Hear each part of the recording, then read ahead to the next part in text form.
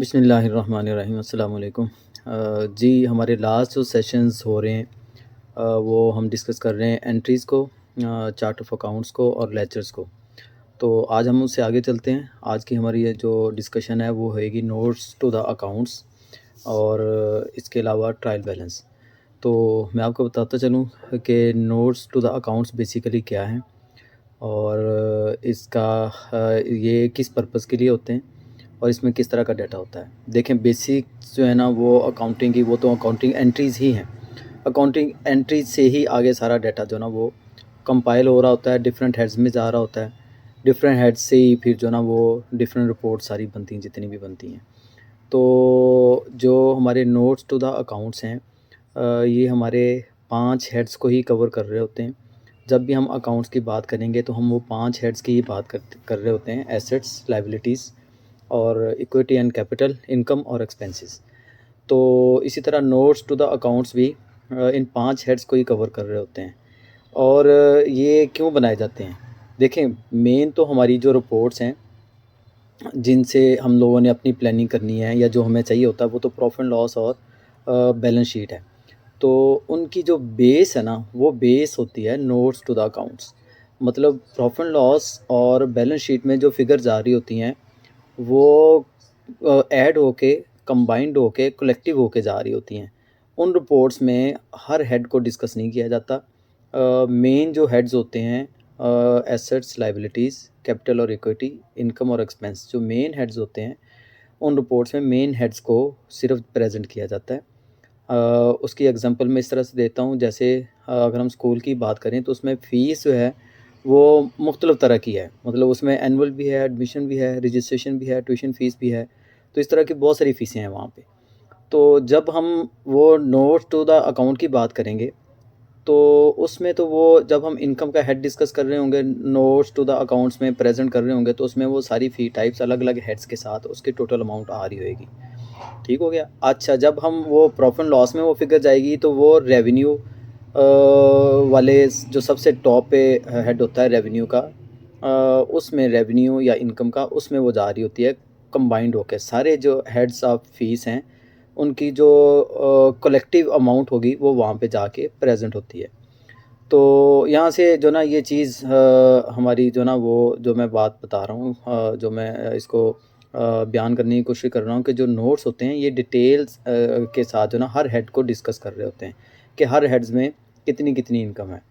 तो जब हम प्रॉफिट लॉस में जाते हैं तो वहाँ पे वो इनकम टोटल को डिस्कस करेगा। फिर इस तरह उसमें जो है वो हमारी एकेडमिक कॉस्ट आएगी, फिर ग्रॉस प्रॉफिट आएगा, फिर एडमिन और जनरल एक्सपेंसेस आएंगे।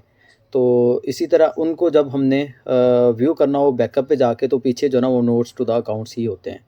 तो ये notes to the accounts assets, liabilities, equity and capital, income और एक्सपेंसेस सबको ही कवर कर रहे होते हैं वन बाय वन। अच्छा, इसके बाद इसके साथ-साथ मैं आपको ये बताता चलूँ कि जो नोट्स टू द अकाउंट्स जब हम बना लेते हैं, उसके बाद फिर हमारा प्रॉफिट एंड लॉस और बैलेंस शीट जो है ना वो बन रही होती है। अच्छा, और नोट्स टू द अकाउंट्स हम बना रहे होते हैं ट्रायल बैलेंस से। ट्रायल बैलेंस जो है वो इससे भी डिटेल में होता है। नोट्स टू द अकाउंट्स भी थोड़ी समरी होती है ट्रायल बैलेंस की। ट्रायल बैलेंस में ओपनिंग भी आ रहे होते हैं और उसमें करंट ईयर की ट्रांजैक्शंस भी आ रही होती हैं और क्लोजिंग भी आ रही होती हैं। तो वो भी इस तरह वन बाय वन अलग-अलग हेड्स को डिस्कस कर रहा होता है ट्रायल बैलेंस। लेकिन वहाँ पे वो डेबिट और क्रेडिट के साथ और ओपनिंग, करंट ईयर और क्लोजिंग 3 पार्ट में उसकी फाइनेंशियल फिगर्स की प्रेजेंटेशन दी जाती है। जबकि नोट्स टू द अकाउंट में सिर्फ एक ही फिगर रहती है। उसमें जो एसेट्स, लायबिलिटीज़ और कैपिटल और इक्विटी, इनके क्लोजिंग बैलेंसेस जाते हैं नोट्स टू द अकाउंट्स में। और जो इनकम और एक्सपेंसेस है, ये इनके करंट ईयर के बैलेंसेस जाते हैं। अब यहाँ से एक क्वेश्चन ये राइज होता है कि इनकम और एक्सपेंसेस के ओपनिंग क्यों नहीं जाते।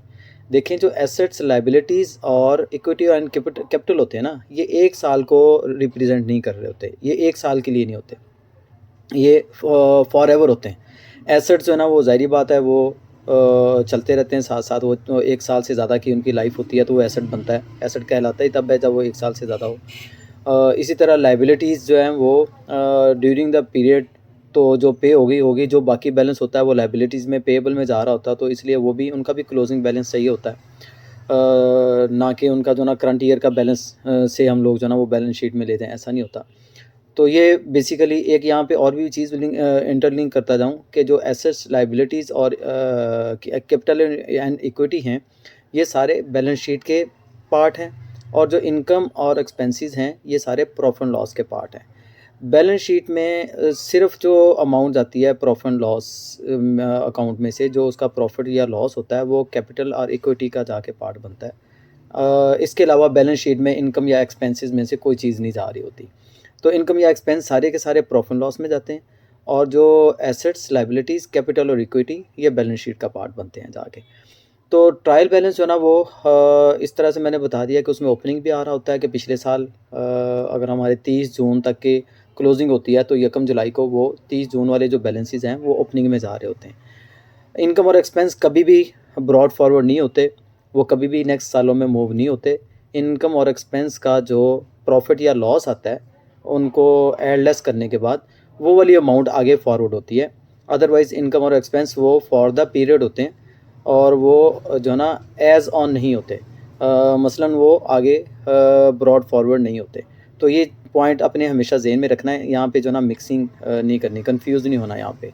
तो मैंने बता दिया कि ट्रायल बैलेंस जो है वो हमारे डेबिट, क्रेडिट, ओपनिंग, करंट और क्लोजिंग को कवर कर